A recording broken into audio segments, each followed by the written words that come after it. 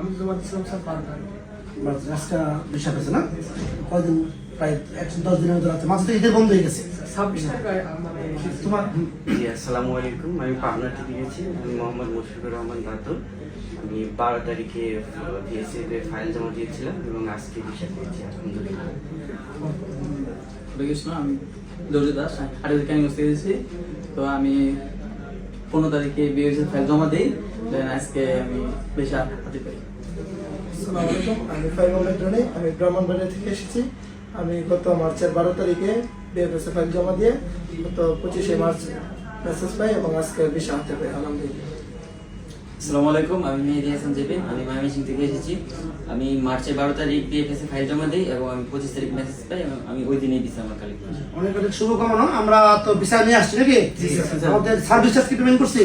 না স্যার। হ্যাঁ কি আমরা সার্ভিস চার্জ দিছি? না। সার্ভিস চার্জ কি দিতে হবে? অবশ্যই। কত দিব service charge? 1 lakh. 1 lakh. Sir এটা আসলে আমরা ভিসা সার্ভিস চার্জ নিয়ে দেখুন ভিসা পাওয়ার পর না হ্যাঁ ভিসা পাওয়ার পরও আমরা আসলে ছাত্রদেরকে এই ইয়াটা অনেক প্রতিষ্ঠান আমরা জানি সার্ভিস চার্জ নিয়ে বা ছাত্রদের অনেক টাকা অভিযোগ থাকে, আমরা চেষ্টা করি ইনশাল্লাহ এখন পর্যন্ত যে ভিসা পাওয়ার পরে 1 লাখ টাকা নেওয়ার চেষ্টা করি। আর টিকিট তো আমরা ছাত্রদেরকে বলি তোমরা নিজেরা যদি পারো তোমরা নিজেরা টিকিট করো নাকি হ্যাঁ, কারণ তোমাদের মধ্যে মনে হয় নাজুরে না দুজন নিজেরা টিকিট কাটে গেছে যাক আমরা এই জায়গাগুলো টাকার চেষ্টা করি। আর বাসার ব্যাপারও আমরা কেউ তুমি হোস্টেল উঠতেছো জিমিন বুঝছেন?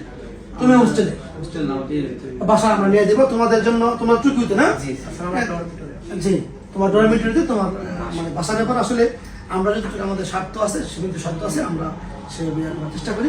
তাহলে অনেক অনেক শুভকামনা। আর ল্যাঙ্গুয়েজ এবার আমাদের কাছে ইন্টারভিউ হয়েছে ইন্টারভিউ হয়নি আমাদের ইনশাআল্লাহ সবার জেলপিটি আছে নাকি তো নতুন ছাত্রদের উদ্দেশ্যে আসলে ল্যাঙ্গুয়েজ পড়া যে কতটুকু ইম্পর্টেন্ট হ্যাঁ এটা আসলে কি সাজেশন বলা যাচ্ছে কতটুকু আসলে ল্যাঙ্গুয়েজ পড়া দরকার? ল্যাঙ্গুয়েজ পড়া মানে জাপান যাওয়া।